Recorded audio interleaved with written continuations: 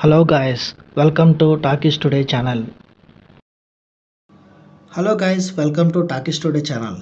ఈరోజు మనం నెట్ఫ్లిక్స్లో తాజాగా విడుదలైన most awaited crime investigation thriller Raat Akeli Hai the Bansal murders movie review ఈ వీడియోలో చూద్దాం. 2020లో వచ్చిన super hit movie Raat Akeli హైకి ఇది సీక్వెల్గా తెరకెక్కించారు. నవాజుద్దీన్ సిద్దిక్కి మరోసారి ఇన్స్పెక్టర్ జటిల్ యాదవ్గా ఎలా మెప్పించారో ఈ వీడియోలో మనం తెలుసుకుందాం. సో వీడియోలోకి వెళ్ళే ముందు మీరు మన ఛానల్ని ఫస్ట్ టైం చూస్తున్నట్టయితే ఒక లైక్ చేయండి, ఒక కామెంట్ చేయండి, అలాగే మన ఛానల్ని సబ్స్క్రైబ్ చేసుకోండి. చాలామంది మన ఛానల్ని సబ్స్క్రైబ్ చేసుకోకుండానే వీడియోస్ చూస్తున్నారు గైస్. మీరు సబ్స్క్రైబ్ చేసుకుని చూడడం వల్ల ఛానల్కి ఎంతో ఎంకరేజ్మెంట్గా ఉంటుంది. సో సబ్స్క్రైబ్ చేసుకుని వీడియోస్ చూడండి. ఇంకా లేట్ చేయకుండా వీడియోలోకి వెళ్ళిపోదాం. Let's get started. ఇంకా స్టోరీలోకి వెళ్తే ఉత్తరప్రదేశ్లోని ఒక బాగా డబ్బున్న కుటుంబం బన్సల్ ఫ్యామిలీ చుట్టూ ఈ సినిమా స్టోరీ అంతా తిరుగుతూ ఉంటుంది. ఒక భయంకరమైన రాత్రి బన్సల్ మ్యాన్షన్లో ఉన్న 6 కుటుంబ సభ్యులు దారుణంగా హత్యకు గురవుతారు.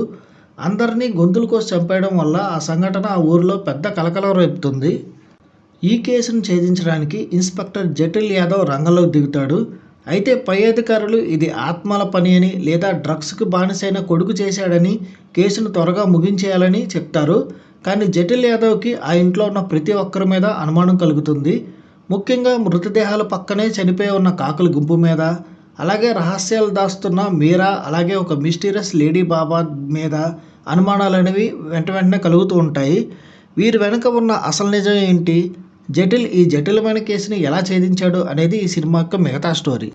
ఈ సినిమా పాజిటివ్ పాయింట్స్ చూసుకున్నట్టయితే జటిల్ యాదవ్ పాత్రలో నవాజుద్దీన్ సిద్దిక్ మరోసారి జీవించేశారని చెప్పొచ్చు.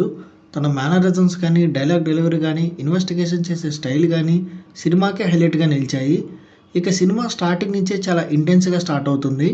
ముఖ్యంగా క్రైమ్ సీన్ ఇన్వెస్టిగేషన్, అలాగే ఫారెన్సిక్ టీమ్ సీన్లన్నీ చాలా సహజంగా కాస్త భయపెట్టేలాగానే తీశారు. చిత్రంగద సింగ్ తన నటనతో మెప్పించారు. దీప్తి నేవల్ అలాగే రేవతి కూడా వాళ్ళ పాత్రలకి నిండుదనాన్ని తీసుకొచ్చారు. ఇక రాధిక ఆప్టే గెస్ట్ అపిరెన్స్ ఫ్యాన్స్కి సర్ప్రైజ్ అని చెప్పొచ్చు. హంతకుడు ఎవరనే విషయంలో చివరి వరకు సస్పెన్స్ని మెయింటైన్ చేయడంలో దర్శకుడు చాలా వరకు సక్సెస్ అయ్యారనే చెప్పొచ్చు. ఈ సినిమా మైనస్ పాయింట్స్ ఏంటో ఇప్పుడు చూద్దాం. సినిమా సుమారు 2 గంటల 20 నిమిషాల లెంత్ ఉంది. కానీ సెకండ్ హాఫ్లో కొన్ని సీన్స్ అన్నీ బాగా సాగదీసేసినట్టుగా అనిపిస్తాయి. కథలో చాలామంది పాత్రలు ఉండటం వల్ల కొంతమంది ఆడియన్స్ ఆ పాత్రల విషయంలో కొంత కన్ఫ్యూజ్ అయ్యే అవకాశం అయితే ఉంది. క్లైమాక్స్లో కొన్ని చిక్కుముడులు విప్పిన విధానం ఇంకొంచెం క్లారిటీగా చూపించుంటే బాగుండేదన్న ఫీలింగ్ అయితే వచ్చింది. ఈ సినిమా టెక్నికల్ డిపార్ట్మెంట్ చూసుకున్నట్టయితే ఈ సినిమాకి అందించిన సినిమాటోగ్రఫీ బాగుంది.